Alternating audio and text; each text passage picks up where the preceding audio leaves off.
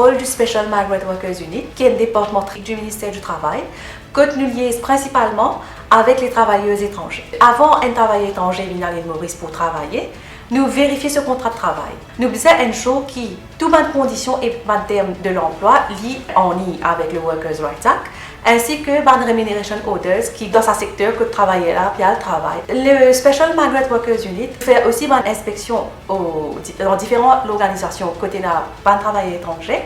Et quand nous causons avec eux, nous soignons eux, nous vérifions que toutes les conditions de travail par rapport au contrat qu'ils ont fait, en ligne avec ce qu'ils ont fait, là, un complaint desk. Quand les travailleurs étrangers viennent, et puis le ministère du Travail fait une enquête par rapport à ce cas-là. En tant qu'agence des Nations Unies, l'Organisation internationale pour l'immigration mandatée pour assurer une migration sûre, ordonnée et régulière. L'Organisation internationale pour l'immigration travaille sur la question du trafic humain depuis l'année 1990. Nous avons assisté plus de 100 000 hommes, femmes et enfants. Depuis avril 2021, l'OIM lance un projet Improving Trafficking in Persons Referral Outcome pour Comoros et Mauritius qui dure 24 mois avec support US Department of State. Dans ce projet-là, nous comptons mettre en place un Standing Operating Procedure pour le gouvernement Maurice afin d'identifier les victimes et créer un service de protection. L'OIM peut aussi travailler en collaboration avec le Bureau Premier ministre pour mettre en place un plan d'action national contre le trafic humain. Nous comptons finaliser ce plan d'action-là en décembre 2021. Le Combating of Trafficking in Persons Act, c'est la principale loi passée en 2009 avec objectif principal pour rassembler dans un seul texte de loi différentes offenses qui constituaient le trafic humain. Section 6 de la Constitution, aussi bien que section 7, lui garantit le droit à tout citoyen pour qu'ils soient protégés contre tout acte de torture, de traitement inhumain dégradant et contre travaux forcés, entre autres. Il y a aussi un comité interministériel qui a été créé en 2015 sous la direction du Attorney General. Et ce but principal, c'est assurer qu'il y a une bonne coordination entre toutes les différentes institutions et corps qui sont impliqués dans la lutte contre le trafic humain. Human trafficking veut dire quand on peut faire fausse labor, exploitation sexuelle avec les madame, avec les enfants. Les enfants se placent dans l'école. Les enfants n'ont pas le droit de rester sans l'abri. Quand récemment nous faisons un cas, il y a une grande offense quand on peut vendre les enfants pour faire exploitation sexuelle.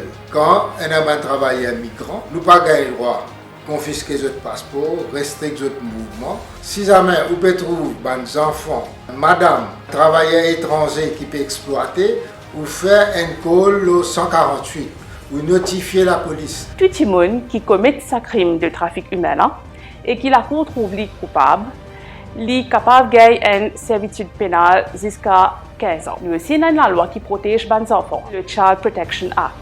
Et sous cette loi-là, le terme d'emprisonnement est jusqu'à 30 ans. Quand la police détecte un cas de trafic humain, il besoin de faire seule enquête. Il a vers un témoin et il aussi arrête le suspect. Quand il finit de faire cette enquête, il envoie au bureau du DPP. Le bureau DPP, il y a plusieurs avocats. Et ces avocats-là, ils ont étudié ce dossier-là. Ils ont étudié est-ce qu'il vraiment y a assez de preuves pour poursuivre ce cas-là ou pas.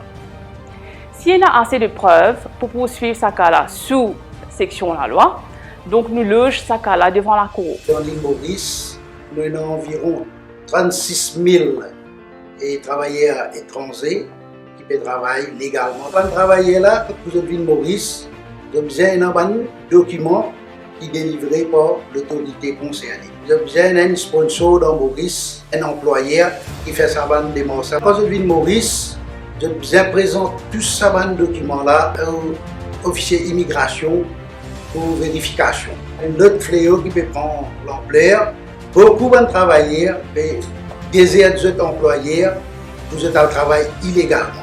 Je fais une requête avec la population. Je connais que si jamais je peux employer ces travailleurs là, il y a une offense dans la loi. Tout bon travailleur qui vient de Maurice, surtout bon étranger, nous avons un pamphlet qui nous travaille en collaboration avec plusieurs stakeholders, plusieurs départements, pour nous faire publication et nous distribuer à l'arrivée à l'aéroport. Le ministère du Travail a un grand rôle à jouer dans le contexte du trafficking in person. Et quand arrivé, un travailleur étranger qui vient travailler dans le pays. Et donc, vous êtes victime de séquestration, du forced labor, l'exploitation, faire du travail dans la rue, dans un lieu du travail. Et aussi, comme mon collègue vient déjà expliqué, et même de bonnes conditions que vous pouvez rester dans un dortoir.